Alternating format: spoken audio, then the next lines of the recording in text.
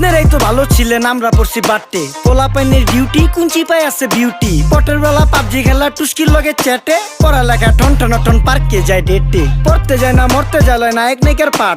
চিপাই চাপাই restaurant আর VIP flat. এই শহরে খেলাধুলার নায়িকা কোনো মাঠ। বাচ্চা লইয়া মসজিদ গেলে বুইরারা দেয় ঘাট।